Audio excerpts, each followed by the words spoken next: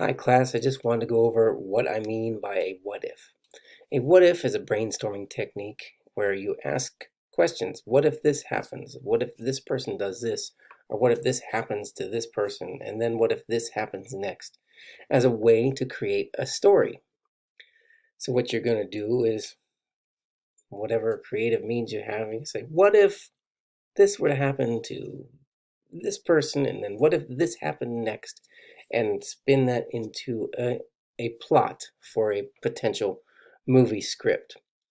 What I have here in the what ifs example is two examples of what I want you to do. You don't have to do two of them, but I wanted to show you the difference between a high concept and a low concept. These are Hollywood concepts in the terms of what type of movie it's going to be.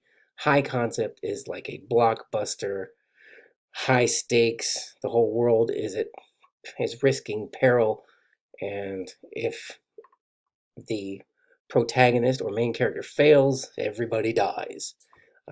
This is also a budgetary type thing where this is a major summer blockbuster with millions upon millions upon millions of dollars thrown into it with explosions and car chases and all those types of things, like a Marvel Universe movie.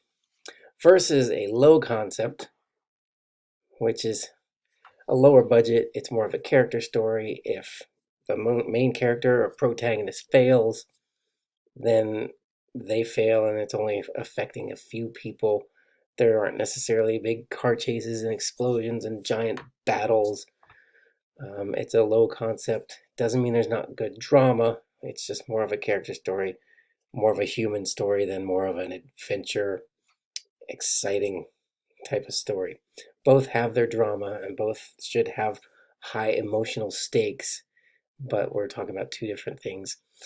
You can choose high concept or low concept, it doesn't matter. You do not need to do one of each, but you could. What I want from your what if is three what if questions that will then end up alluding to a main character and an event. In the first one, the high concept, what if a meteor is headed towards the Earth and would cause massive or even total destruction of the human race? So there's your event. What if the USA reactivated a retired astronaut to fly a suicide mission to stop the meteor? This could be your main character.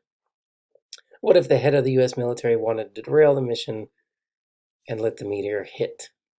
And there's your antagonist or villain. Okay. A low concept might be, what if a couple of neighborhood boys were teasing a dog and poking with sticks? What if another boy defended the dog and the dog managed to bite one of the boys? We have our antagonist and our protagonist. What if the neighborhood was calling to have the dog put down? And what if the dog was a highly trained service dog and the owner, who could also be the main character or at least an important character, is a person who has a physical handicap that impairs his ability to do certain physical tasks and speak clearly? Of course, we could twist this any other way.